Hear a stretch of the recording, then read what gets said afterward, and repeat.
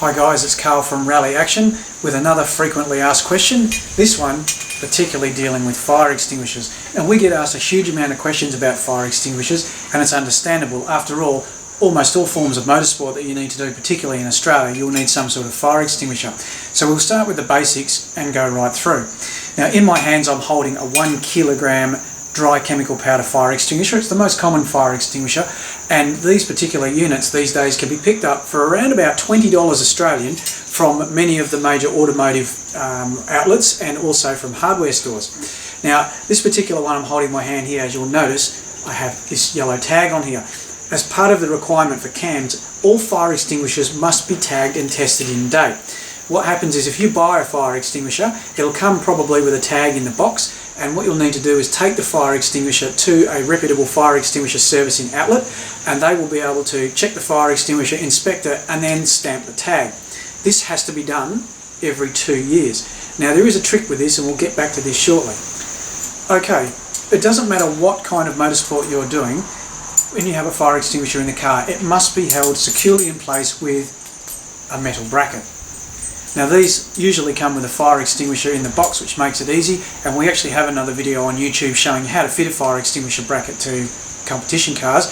However, some fire extinguishers that are sold have a plastic bracket or don't have a proper clamping clasp mechanism such as this. If you have one of those, you have to replace it and use one with a metal bracket. Okay, let's start with the basics with motorsport. If you're doing something, say carnicross or autocross, you only need a minimum of a 1 kilo fire extinguisher, which means one of these bolted in a convenient place inside the car in the middle bracket is fine.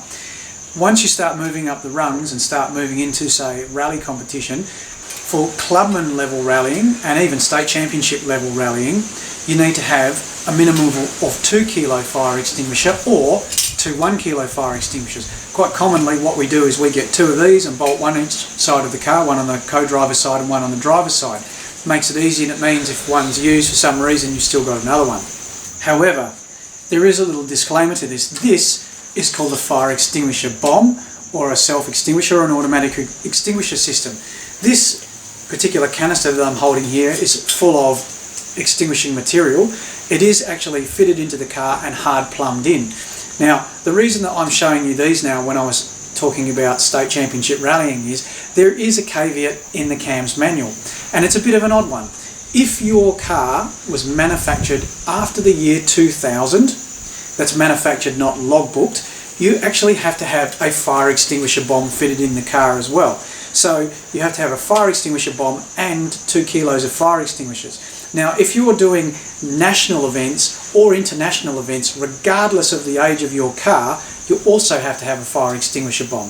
Now there are 2 types of fire extinguisher bomb. There's an electronic type, which has an electronic fuse in them and uses a battery system, and there's also a mechanical pull system that has kind of like a ripcord that you can activate these systems. Now these systems are plumbed in with nozzles under the engine bay and inside the passenger compartment, and the idea is in the event of an accident where there's a fire, instead of needing to get the fire extinguishers out manually and put the fire out, all you do is press the button or pull the ripcord on the fire extinguisher bomb, and this will automatically deploy.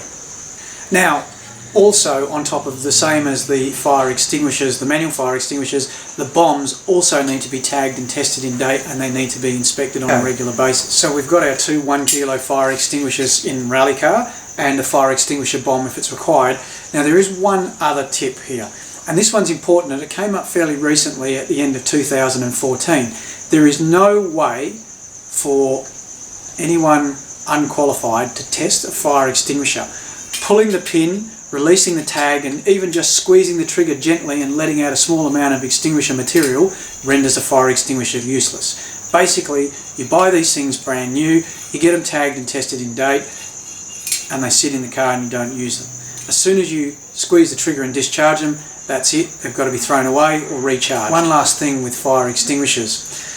Whilst I said these have got to be tagged and tested every 2 years, they've actually got to be recertified every 3.